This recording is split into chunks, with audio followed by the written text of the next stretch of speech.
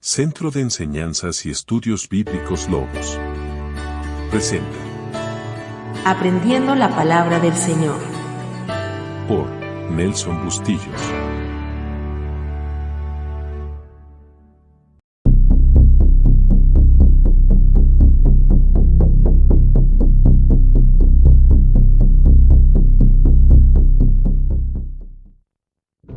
Continuando con nuestro estudio, en el video anterior, vimos cómo el pueblo de Israel, aún bajo la dirección de Moisés, conquistó algunas tierras de los amorreos, del lado oriental del río Jordán. Ahora, se encontraban acampando en el lado oriental del río Jordán, frente a Jericó. Balac, el rey de Moab, sintió temor de la presencia de Israel en sus campos, y no tuvo el coraje de enfrentarlo, aunque los israelíes tenían instrucciones precisas de no tocarlos. Esta preocupación por parte del rey de Moab puso en alerta a sus más allegados seguidores, quienes buscaron la manera de ofrecerle algún tipo de ayuda. No se sabe específicamente qué tipo de relación guardaban los madianitas con los moabitas, pero un grupo de sacerdotes madianitas aconsejaron a Balac de pedir ayuda a uno de los hombres más reconocidos de la zona. Era un hombre muy espiritual, pero que vivía en tierras de Aram, y su nombre era Balaam. En un principio, Balaam era un hombre usado por Dios, pero eso no duraría mucho, ya que luego sería corrompido por servirles a otros dioses ajenos, como lo era Baal Peor. Haré hasta lo imposible, pero hagan que ese hombre se llegue hasta Moab, dijo Balac. Balac pensaba que si se lograba maldecir a Israel, podría enfrentarlo y vencerlos, por eso envió a buscar a Balaam. Estos mensajeros no llegaron con las manos vacías, pues llevaban muchos presentes a cambio del favor, y Balaam, lejos de rechazar aquella oferta, propuso someterla a juicio ante Jehová. Balaam desconocía aparentemente quiénes eran los israelíes, y lo consultó con Jehová, el cual le advirtió que no lo hiciera, ya que ese pueblo era bendito. Entonces se negó a hacerlo, pero los moabitas insistieron por segunda vez, y aumentaron la oferta. Y volvió a consultar a Dios, y esta vez, Jehová le dijo que fuera con ellos, pero que haría lo que él dijera. Entonces nos preguntamos, ¿fue Balaam hasta Moab por el dinero, o solo porque Jehová le dijo que fuera? Realmente fue porque Jehová se lo pidió, pero también por amor al dinero. Y Balaam respondió, y dijo a los siervos de Balac: aunque Balac me diese su casa llena de plata y oro, no puedo traspasar la palabra de Jehová mi Dios para hacer cosa chica ni grande. El mismo Jehová quería usarlo para bendecir a su pueblo delante de su enemigo unilateral. Y digo unilateral, porque en realidad, los hebreos no tenían ni la más mínima intención de pelear contra los moabitas por instrucciones precisas de Jehová. El ángel y el asna de Balaam. Al día siguiente, partieron hacia Moab, pero las intenciones de Balaam no eran sanas, y comenzó a pensar en la buena paga que obtendría si ayudaba a Balac a deshacerse de sus enemigos. Y esta mentalidad, llena de avaricia, hizo que Jehová se molestara tanto, que quiso liquidarlo en el camino. Jehová 3 veces quiso matarlo, pero fue salvado por su asna. En el primer intento, Jehová puso un ángel en su camino con una espada, pero el asna pudo verlo, y como la vía era ancha, el asna solo se apartó de su lado. Esto irritó a Balaam, quien la obligó a volver al camino, a fuerza de azotes.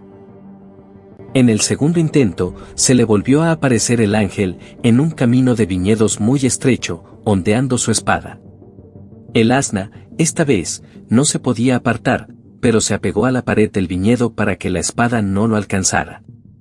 Pero esta acción hizo que aprisionara la pierna de Balaam, y éste nuevamente lo vuelve a azotar por haberlo herido.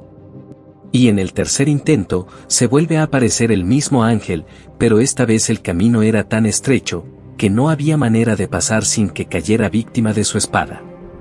Esta vez, al asna no le quedó de otra que echarse al piso. ¿Se podrán imaginar la cara de rabia de Balaam? Y lo que no sabía era que lo estaba cuidando de una muerte segura. Y por tercera vez, el asna es azotada con mucha furia por su dueño. Es aquí donde sucede uno de los hechos que en ninguna otra parte de la historia bíblica vamos a encontrar. Y es que Dios hizo que una asna hablara. Entonces Jehová abrió la boca al asna, la cual dijo a Balaam: ¿Qué te he hecho, que me has azotado estas 3 veces? Porque te has burlado de mí. Ojalá tuviera espada en mi mano, que ahora te mataría. Pero la asna le pregunta: ¿Alguna vez te había hecho esto antes? Ahí fue donde Jehová le abrió los ojos a Balaam, y pudo mirar al ángel en el camino. Dios le dice que gracias al asna está vivo, porque si no, le hubiera volado la cabeza. Balaam pidió disculpas e hizo reverencia, y se excusó de no saber nada de lo que estaba pasando. Después de estas cosas, Balaam quiso regresar, pero Jehová le dijo que continuara, pero que iba a decir lo que a él le parecía conveniente. Ya estando en tierras de Moab, Balac lo lleva hasta el monte Bamot, donde habían acampado los hebreos antes. Allí levantaron 7 altares, donde se sacrificaron un becerro y un carnero por cada altar, buscando agradar a Dios. Desde esta montaña, solo se podía apreciar a las tribus de Israel, que estaban acampando más hacia el lado norte, frente al río Jordán, ya que esta zona del Jordán está por debajo de los 300 metros del nivel del mar. Y ellos estaban acampando prácticamente al pie del monte Bet Peor. Después de hacer el sacrificio, Balac espera que Balaam hiciera su trabajo, por el cual se le estaba pagando muy bien, pero ocurre algo inesperado. Balaam termina bendiciendo a Israel, en vez de maldecirlo. Esto causó una reacción de molestia al rey moabita. Entonces Balac dijo a Balaam: ¿Qué me has hecho? Te he traído para que maldigas a mis enemigos, y he aquí has proferido bendiciones. Él respondió y dijo: ¿No cuidaré de decir lo que Jehová ponga en mi boca? Balac pensó que lo más probable es que se tenga que acercar un poco más, para que pueda surtir efecto la maldición, y es por eso que lleva a Balaam hasta la otra cumbre, la de Pisga, llamada Sofim, que está más al norte y un poco más cerca del campamento. En Pisga también habían acampado los hebreos, pero en otro campo, llamado Cademot.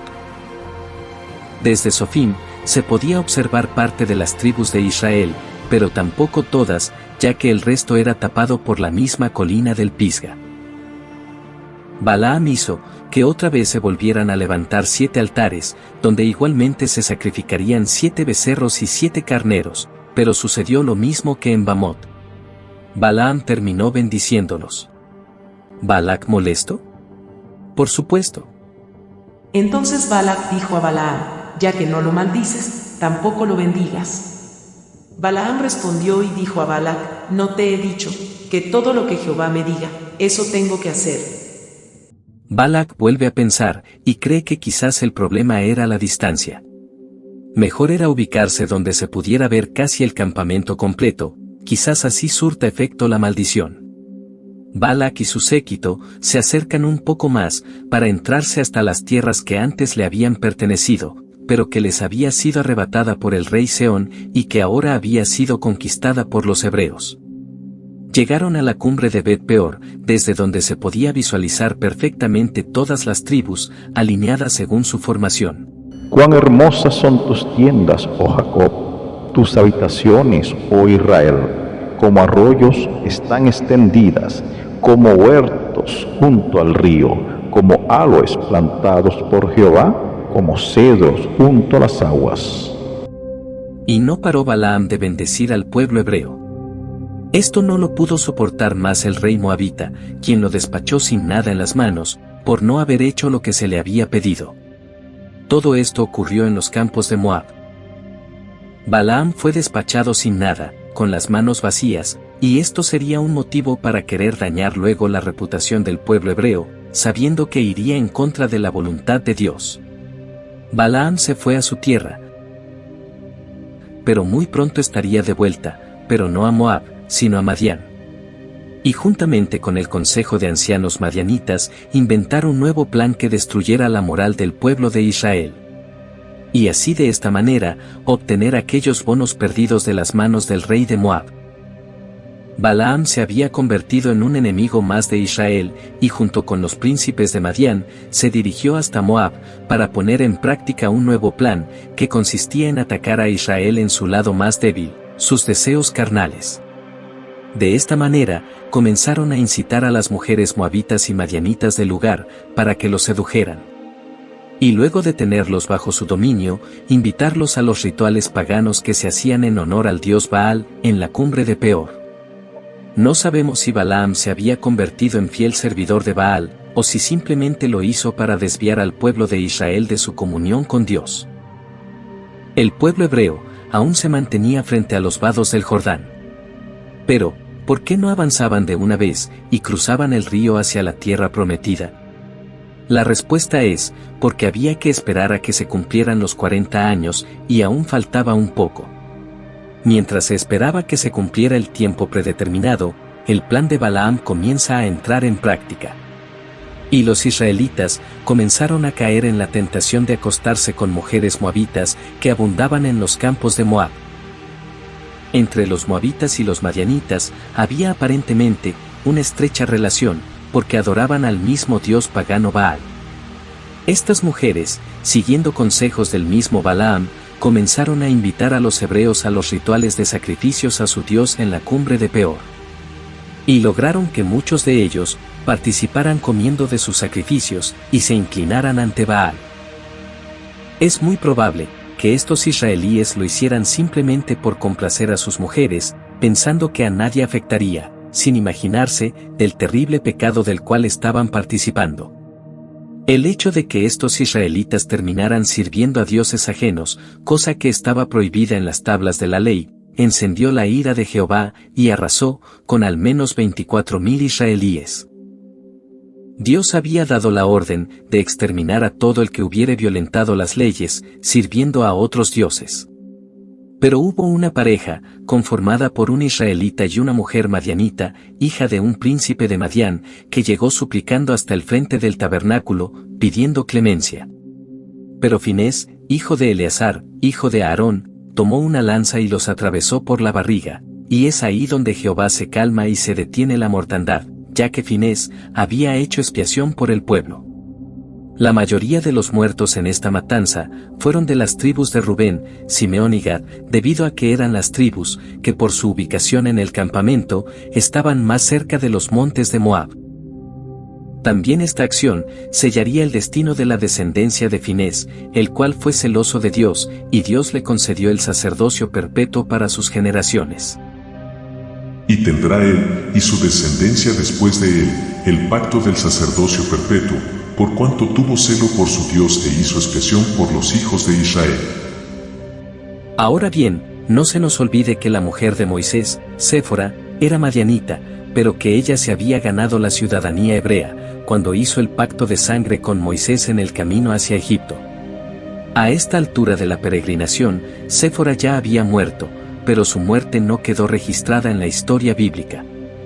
Los madianitas en algún momento fueron aliados de los hebreos, cuando estaban en el desierto del Sinaí. Pero esto no los librará más tarde de la ira de Jehová, por haber conspirado contra el pueblo de Israel, conjuntamente con Balaán y los moabitas, llevándolos a la fornicación y a la adoración de dioses ajenos. Luego de haberse corrompido el pueblo de Israel, y de haberse calmado la ira de Jehová, el pueblo aguardaba sigilosamente a que se llegara el momento de poder pasar los vados del Jordán hacia el occidente. Israel ya se había apoderado de varias ciudades que pertenecieron a los amorreos, pero esto era el principio, porque aún no se llegaba a la tierra que Dios había prometido. Mientras estaban al oriente del Jordán, en los campos de Moab, Dios ordena a Moisés que haga un censo, parecido al que se hizo al pie del Sinaí antes de partir hacia Cades, en el año 1492 a.C. Al relacionar los dos censos, nos damos cuenta que apenas existe una mínima diferencia de 800 personas con respecto al censo hecho casi 39 años atrás. Es increíble cómo Dios restaura al número perdido durante los 40 años en el desierto, y eso nos explica la razón por la cual murieron 24,000 en los campos de Moab. No quiere decir que hayan muerto personas inocentes solo para completar el número, porque en realidad los que murieron fueron los que se fueron tras los Baales. El recuadro presentado nos refleja detalles importantes de cómo evolucionaron las tribus en materia de natalidad y muerte. Por ejemplo, tenemos los casos de las tribus de Manasés y Benjamín, que casi duplicaron sus números en pleno desierto, pero también observamos cómo la tribu de Simeón se vino a menos de una manera brusca. Esto se debe a que la mayoría de los muertos, de entre los 24.000, eran de la tribu de Simeón, como ya se explicó. Ahora bien, vamos a analizar el caso de la tribu de Leví. ¿Estuvo la tribu de Leví también entre los condenados a perecer en el desierto por la desobediencia en Cades? No cabe duda que todos piensan que sí, ya que la Biblia especifica que solo Caleb y Josué entrarían a la tierra prometida de entre los contados en el Sinaí.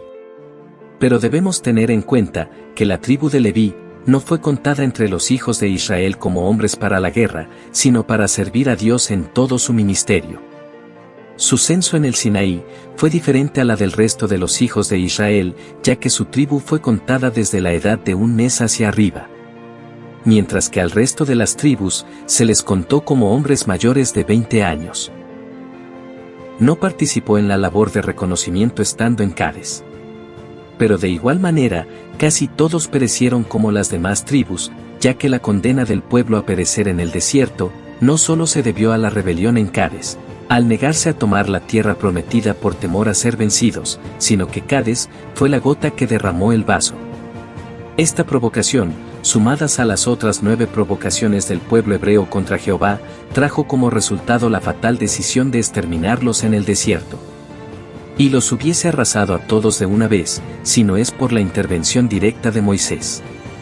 Jehová dijo a Moisés: hasta aquí lo soporto. Moisés intentó mediar por el pueblo.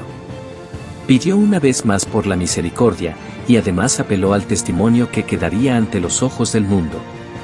En especial, de Egipto, si se enteraban de que Dios los había sacado para matarlos en el desierto.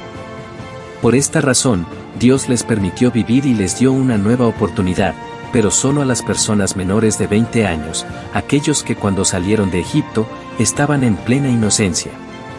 Pero todos aquellos que habían visto las maravillas de Jehová, empezando desde Egipto y a través del desierto, estarían condenados a perecer antes de entrar a la tierra prometida, ya que vieron, y aún así, murmuraron en contra de Dios. Y la tribu de Leví no estaba exenta de las murmuraciones. Por esta razón, la mayoría de los padres que salieron de Egipto murieron en el desierto, porque de otra manera, el número de los levitas censados en Moab hubiese sido mucho más abundante, comparado con el censo realizado en el Sinaí. En 40 años, los levitas solo pasaron de 22.000 a 23.000. Sin embargo, esto tampoco demuestra que todos los mayores de 20 años hayan muerto, es decir, que no solo Josué y Caleb fueron los únicos mayores que entraron a la tierra prometida. ¿Dónde dejamos al sumo sacerdote Eleazar? ¿Acaso no era este sacerdote mayor de 30 años cuando salió de Egipto? ¿No entró él, junto con sus otros 3 hermanos, a servir como sacerdotes cuando se levantó el tabernáculo en el Sinaí? Esto indica que para cuando salen de Egipto, todos los hijos de Aarón eran mayores de 30 años, por cuanto era una ordenanza de Dios, que nadie menor de 30 años podía tener acceso al interior del santuario. De Itamar, no podemos certificar que haya entrado a la tierra prometida. Pero Eleazar, sí entra. Conjuntamente con Josué y Caleb.